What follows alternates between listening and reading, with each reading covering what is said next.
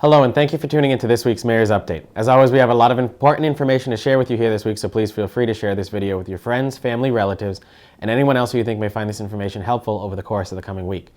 I want to thank my executive aide, Colin Smith, for filling in for me for the update last week prior to the election.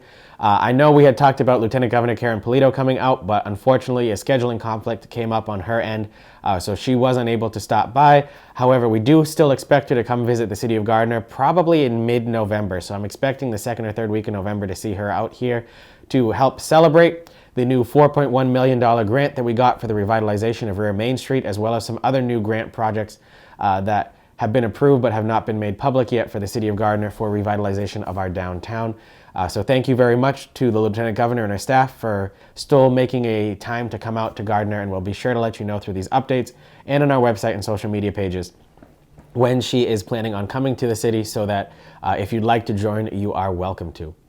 We're going to start by talking a bit about our paving projects. This past week, Richmond, Graham, and Vernon streets were all paved.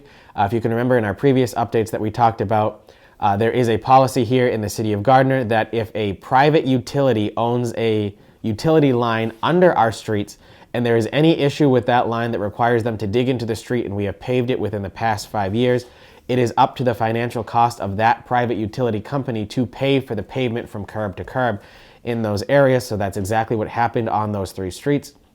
Unitil had an issue with the gas lines in those streets, and we had just paved them 2 years ago. So Unitil covered the cost of full curb-to-curb paving on those streets, and that happened this past week.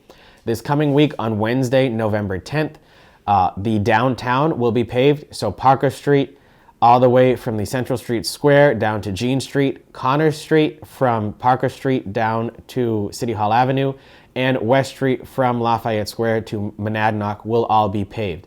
And that paving project will be completed probably sometime by the end of next week. Again, we are adding just the base coat of pavement onto those areas to let the ground underneath those streets settle over the wintertime, and then we'll come back through and do the second coat in the spring. But again, the downtown will be paved next Wednesday, November 10th, and then Stone Street will be paved on Monday, November 15th. We are still going to be working in the Robillard area and the Wickman area, and Warwick should be started soon on seeing some of the site prep work for the water lines that will be installed over there. We're trying to do as much as we can before the snow comes to make sure that the roads are still in stable condition by the time we have to start plowing.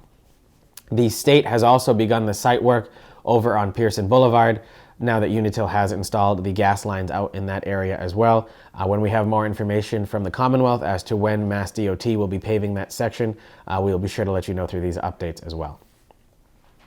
I want to congratulate Amy Fantoni Salvador, Emily LaLiberty, and the other members of the Timpani Crossroads organization on the ribbon cutting of the new Starbucks here in the city of Gardner this past week.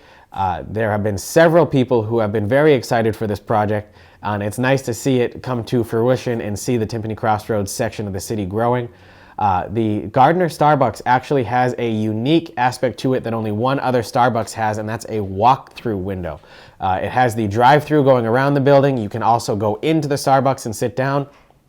But as a result of the COVID-19 pandemic, there is also a walk-up window that if you don't want to go through the drive-through and you don't want to go into the building, you can actually stand outside and order your coffee, your food, whatever you'd like to order by walking up to that window and then walking back to your car. So there's another option to order there. That's a unique way that the COVID-19 pandemic took a problem and turned it into an opportunity for creative thinking. So congratulations to Timpani Crossroads, and we're looking forward to further growth in that area as well.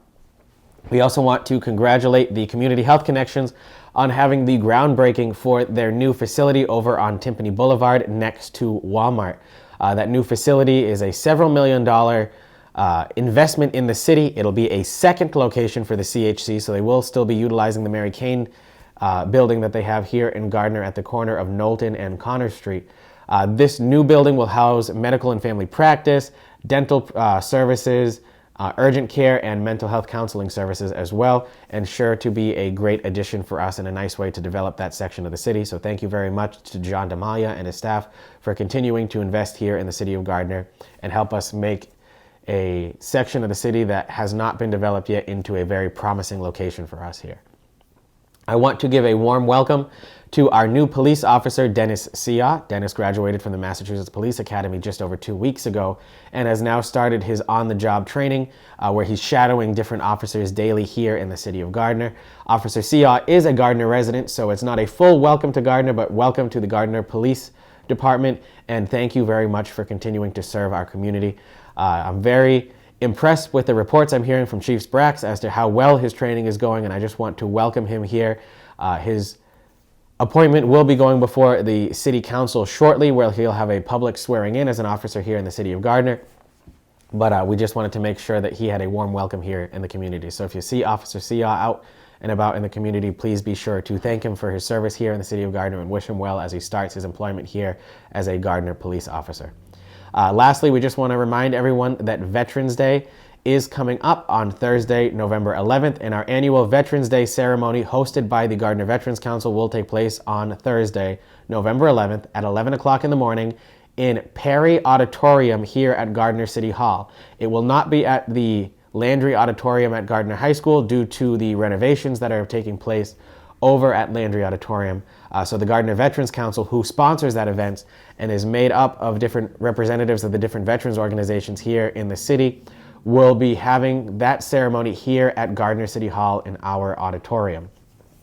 Lastly, we just want to remind everyone that there will be a booster clinic for anyone wishing to receive a booster for either the Moderna COVID-19 vaccine or the Pfizer COVID-19 vaccine, as well as anyone who would like to receive their first dose of Moderna, Pfizer, or Johnson & Johnson, or get a flu shot coming up at Cher City Community Church in a couple weeks. Please contact the Gardner Senior Center and talk to either Nancy or Mike Ellis, who's the director over there, and they can tell you all how to schedule an appointment to receive either a booster shot, a first dose of the vaccine, or a flu shot at Cher City Community Church when that happens. However, that concludes this week's update. As always, I look forward to speaking with you here in these updates every week. Thank you very much to our poll workers who took their time out of their day to help with the election last week, and our staff at the city clerk's office. If you see them out and about, please do thank them as well. Try to do something to get out and enjoy what we have here in the city before it gets a little too cold out there. Check out our high school sports games if you're looking for something different but still a way to celebrate our community here. And until we speak again next week, I hope you have a great day. Thank you very much.